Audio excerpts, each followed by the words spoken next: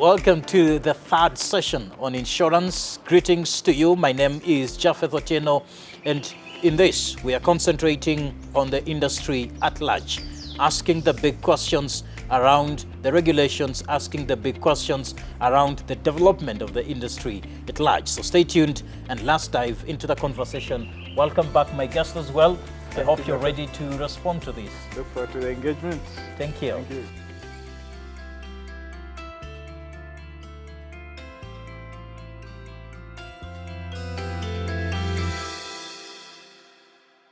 Let's walk straight into it. Number one is on the general insurance, and this has been the conversation around the common Kenyans and all of us, is out of 10 vehicles, one will have an accident in a year.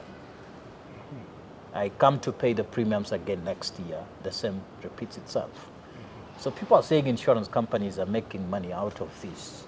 And yeah, what is your view from an insurance company as you are? Insurance company also in business. So they're priced in the premium you paid is to price in the risk. So premiums are equivalent to the risk the company is taking in the eventuality of a loss. So if you look at, just for example, you can look at a car maybe valued at $1 million, a client paying about 60,000 in premium. How long will it take for you to raise 60,000 to get to $1 million? Quite a number of 60,000 have to go in. Yeah. So insurance actually, the premium you pay is equivalent to the risk they are taking. But remember, the number of claims also do come in very frequently. And if this individual lost his vehicles in an accident and written off, we have to honor that claim within the shortest period to return the client to the same position. The same premium also has to be invested just to make sure that there is adequate reserve to build up to honor future claims. So even if we didn't pay claims the previous year, subsequent year, the claims might be higher. And if you're looking at the graph, there are years actually more, companies actually pay more in terms of claims than what was actually collected. So even if insurance is about coming to this pool that you're sharing risks as individuals, property owners, and individual buyers. Yes. Good. On the uptake, I was just going through the IRA report, and allow me to be a little bit lenient, they said less than 10% uptake. So what are we not seeing, or what are we not doing from an insurance side and from the consumer side? Actually, it's 2%. Yes, it's yes, about I did want to mention that. Yeah. The uptake is about 2.3%, but the question is, how is this 2.3% derived at? It's normally based on the premiums collected against the GDP of the country.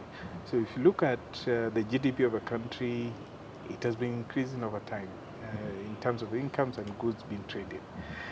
Over time, it keeps growing. So are the equivalent premiums are growing at the same rate? That's not seems to be the case when you're looking at penetration rate. So it means we are heavily underinsured.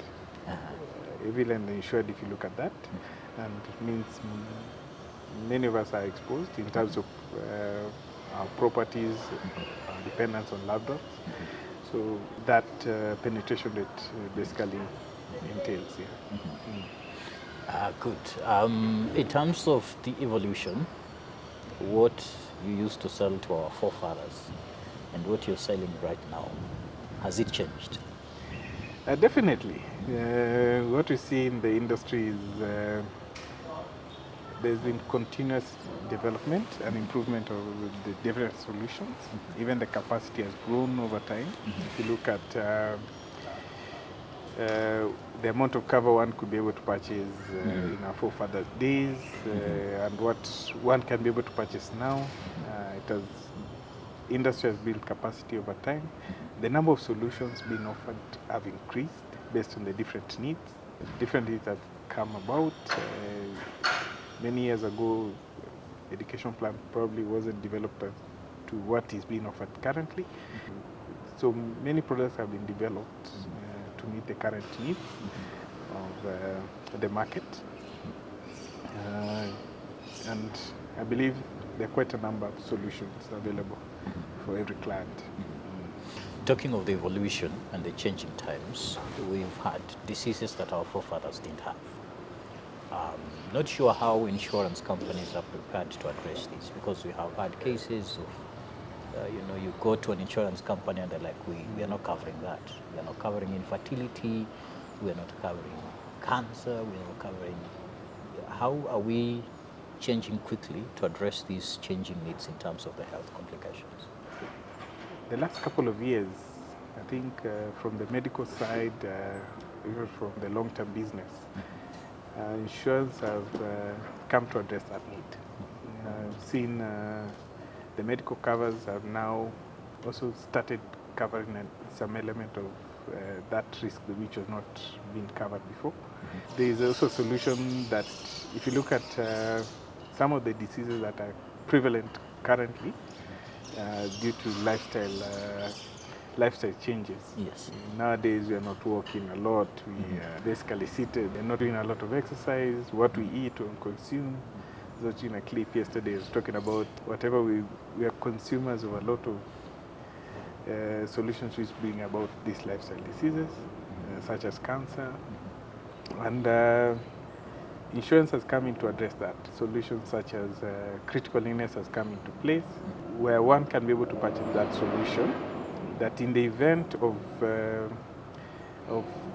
diagnosis, either for cancer, coma, Alzheimer, paralysis, that you can be adequately compensated based on the solution you purchased. So that is a very good innovation, and the insurance companies are there to actually address the need. Because if you see the data that was released by the National Bureau of Statistics, the number of people who are, and the amount people actually spend on hospitalization, going abroad, it's quite hefty. And what that can put a household is into an area of poverty, because we normally say we are normally one disease away from poverty.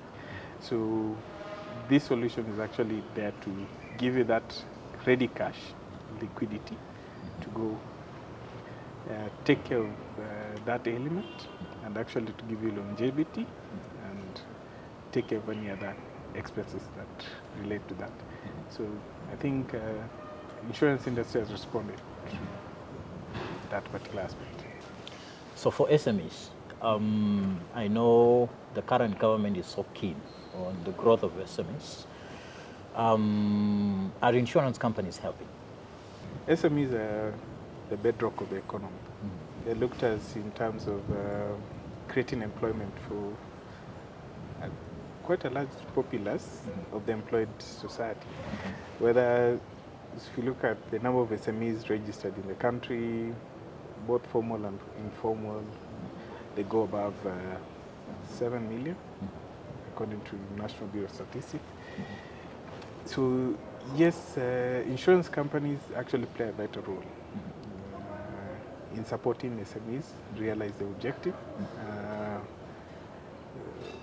in terms of covering the employees, because SMEs do offer employment opportunities, do pay salaries. So there are solutions that SMEs can be able to provide for the employees as a benefit, both medical cover.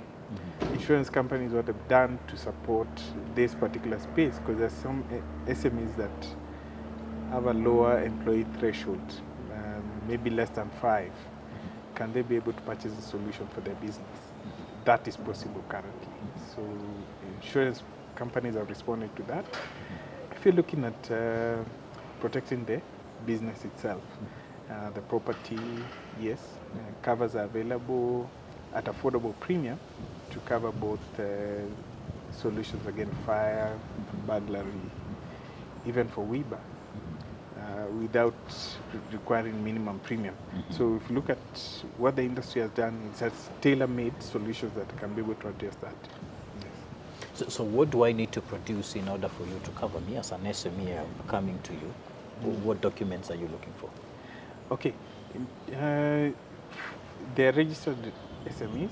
We're talking about that space according to the National Bureau Statistics, about above 1.5 million SMEs that are formally registered. So formally registered SMEs, we're looking at the normal KYC, that is the certificate of registration, the CR12, the KRA PIN. Once they provide that, depending on the solution they're purchasing, then they can be able to fill the requisite form to be able to purchase the solution they're looking at. Okay. Do you have solutions for chamas? Chamas, yes. Yes, chamas, I can look at it from two perspectives. Chamas coming together for different objectives. Could be investments, could be to be lending to each other. So chamas can be able to, through their collection, their regular collection, can be able to do something through a money market fund. So instead of that money they collect on a monthly basis, seated in an account, not accruing anything, they can put it in a money market fund, that fund works for them. So even that, whatever small interest they accrue from that can be financing their small snacks in daily meetings. But again, we're looking at, chamas can grow in terms of objectives. There are some chamas which are registered. They can be able to purchase solutions such as group last expense, which in the eventuality of passing of any of their members, a payout will be made. And that cushions their savings, so that they don't have to go to their savings to meet that expenses. Even other solutions could be group life. They can look at purchasing a group life. Group life basically means the additional benefits of being a part of a member. So part of their regular contribution can go into purchasing a life cover. That's in the eventuality a member not only passes on, they can be able to pass in the savings plus the life cover benefits to the beneficiaries. So even your loved ones are like, it was good, our parent was part of that investment group or that chama. So chamas, yes, a couple of solutions they can be able to look at as their chama actually evolves with time. Before we close the show, in the statistics March 2023, insurance companies are actually getting money. They are earning interest, while the rest of us are crying of the economy, the times are hard. Are you guys insulated that much, or are you being affected by what we are going through? Insurance companies, yes, get affected. If you look at insurance as a solution, we haven't embraced it as a society much. So whenever our pockets are tighter, people drop insurance first. You think, can I be able to feed myself? Can I be able to feed my people? So first things first, and then insurance. So premiums, actually, people now scale down. If you look at, that's normal behavior, which would be expected.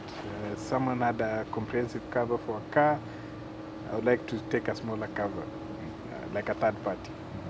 So the premiums, we're yet to see the full impact. Overall, maybe the full assessment can be seen maybe at the next year. You see how that has really impacted. But common behavior would be people will scale down on and go back to what is basic. Good. Thank you very much, sir. We really appreciate you. Maybe you give my viewer parting shots and advice as an insurer. Yes. Thank you for this opportunity. Insurance has done greater things for society, helps support the government needs in a lot of ways. It has supported society. Just to encourage viewers that insurance can be able to protect the investment that you currently have. So look at, what do you have? Is it covered and adequately covered? Are your people covered? So there's a lot insurance can be able to do for you and your loved ones in estate planning and even protecting your investments. So think about it. When you think about insurance, you have questions, what cover can you be able to take? reach out to us through this comment section. Thank you. Thank you very much. That is Kama Namai coming to us with a wealth of experience, wealth of knowledge, helping us to understand insurance and helping us to know how insurance can actually be a good partner towards creating wealth that, of course, we believe is a journey towards a better tomorrow.